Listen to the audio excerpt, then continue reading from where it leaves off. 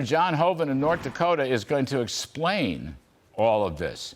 He's going to explain why we need a $27 billion national climate bank. Really, run by the EPA, not even by the Treasury, Senator Hoeven. This thing's going to be run by the EPA. The EPA long noted for its strong loan officers and credit evaluation and payments mechanism. So, Senator, how is this possible, and where did this come from? Well, that's it, Larry. This is a tax and spend bill, and it should not have been passed, and that's why we fought against it. And you're right. I mean, it's not only the fact that the Democrats are passing a tax and spend bill at a time when we have record inflation and stagnation of our economy. Remember, 2 quarters of GDP decline. Raising taxes, increasing spending is going to make that worse, not better. And then, as you've identified, a whole range of programs that are going the wrong direction. We need to take the handcuffs off our energy producers and allow them to produce more oil, more gas, more energy from all sources, but with the creativity and the innovation of the private industry. Right now, this administration is putting the handcuffs on our energy producers. That's why you're seeing, high gas prices at the pump. That's why you're seeing record inflation at the grocery store, because these are the wrong policies to help our people. Well, Senator Hoeven, I'm just so interested in this national climate bank. Really? Didn't we learn a few years ago that, I guess it was the Energy Department running its own hedge fund and making loans out to corporations hither and yon and losing money? They all went bankrupt, Solyndra being the most famous, but not by any means the only one.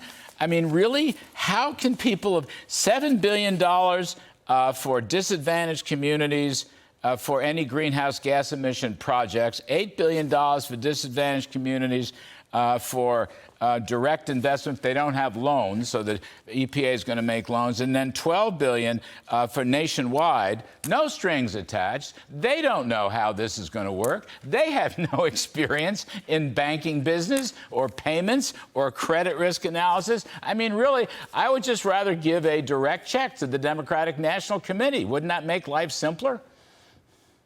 Well, obviously, that's not something we should be doing. And think about it, the EPA running this green bank, the EPA is a regulatory agency, so that doesn't make any sense at all. And again, that's why I go back to the right kind of policies actually reduce the regulatory burden. They reduce the tax burden. They empower investment, and they empower our energy industry, which is the most sophisticated in the world, not only producing the most energy, the most dependably, most cost effectively, but with the best environmental stewardship. So again, this is all going the wrong direction, as you've identified very well. And we need to get back to what we do best, and that's incentivize and help our energy producers by getting out of the way with less regulation and less taxation, and let them produce more energy for the American people, which, as I say, it's not just about helping at the gas pump.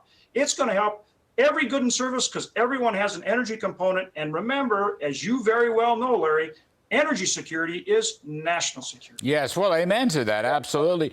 But, I mean, have people forgotten the disasters of Solyndra and others of these green energy companies from government loans? I mean, Senator Hoeven, when did this Green New Deal bank get put in? Was this always in the bill? Was this last minute in the bill?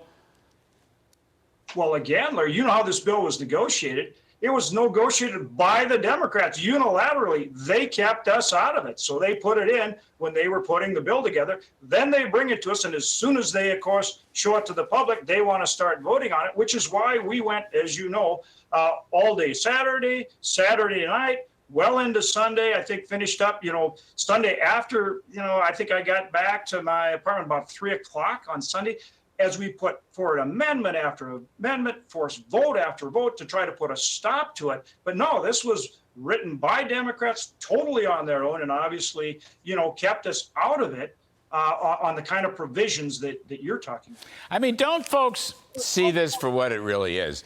These are just slush funds. These are politically motivated slush funds to go to Biden world and all of its political allies. I mean, isn't that what this really is? They're just slush funds. I mean, here, government banks don't work. I mean, I thought people kind of understood that. Now, maybe the far left, the radical Democrats don't understand that. That's part of big government socialism. But, you know, it's a question of common sense, sir. Banks run by Uncle Sam don't work. Christ, it's hard enough to run a bank in the private sector these days. I mean, who's going to regulate the EPA's bank? Who's going to oversee the EPA's bank? Who's going to inspect the capitalization of the EPA's new bank? All these things should go into these decisions. And I'm not aware that any of them went into any of these decisions. Well, again, I mean, they're using that term, but this is funding they've provided to the EPA to somehow, result in energy development. But really, it's part of their Green New Deal, and it's a social program, Larry. Yeah. They're promoting a social program, not an energy program that works for our country. All right, one more. You're very kind to suffer through all this stuff. I mean, this stuff it's hilarious, but unfortunately, it's serious. It's actually in the legislation, it's in the bill. The announcement came out today that there's going to be a big lease sale in the Gulf of Mexico. Okay, fine. But I want to ask you, Senator Hoeven, will they ever get a permit to actually develop it if they purchase the lease? Oil companies purchase the lease in the Gulf, and I'm all for the lease sale. I'm sure you are too. But, Right. there's a couple stories in the papers today that Senator Manchin, who thinks he's going to get a permitting vote in September, that his party is going to vote against the permitting vote. In fact, they voted on the floor of the Senate for Dan Sullivan's amendment, and Manchin was the only Democrat that voted for that. But they'd need 60 votes to pass Manchin's permitting vote sometime next month. And therefore, why should anybody say, great, great, great, they're going to have a lease in the Gulf of Mexico, when there's no guarantee there'll ever be permits to develop this lease? That's just it. I'll believe that they get that leasing done when I see it actually happen, and not just going ahead with the lease auction, but actually getting the permits to drill. Remember how important that is, and not getting tied up either in their regulation or in the court process. You've got to get that permit to drill as well, which again the Biden administration is holding up.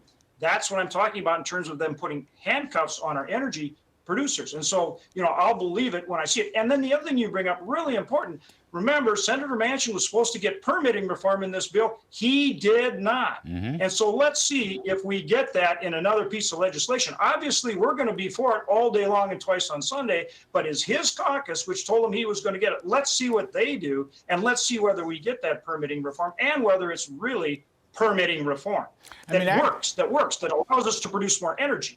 Well, that's right. I mean, look isn't the whole story here that the Interior Department, the Energy Department, and the EPA, and the White House Office of Air Quality, or whatever it's called, their jihad against fossil fuels has been to stop permitting for fracking, for drilling, for pipelining, for refining, et.cetera. So what good is a lease if there's no guarantee you're going to get a permit to use the lease? 100%. So the Biden administration starts out, they put a moratorium on all leasing, both on federal lands, onshore and off. Okay. Then they finally come back and open up 20% for leasing, but then they raise the royalty rates, and then they raise the fees, then they won't permit them, and they tie you up in court. That's part of the problem. That's why you see these energy prices spike. That's why gasoline's still $4 at the pump. And that's why we're producing less energy today than we were before this administration came into office. And again, it's not just affecting everyone at the grocery store or the pump. It's about national security, too. So, Senator, Save America, repeal the bill. I guess we have to take Congress to repeal the bill, sir.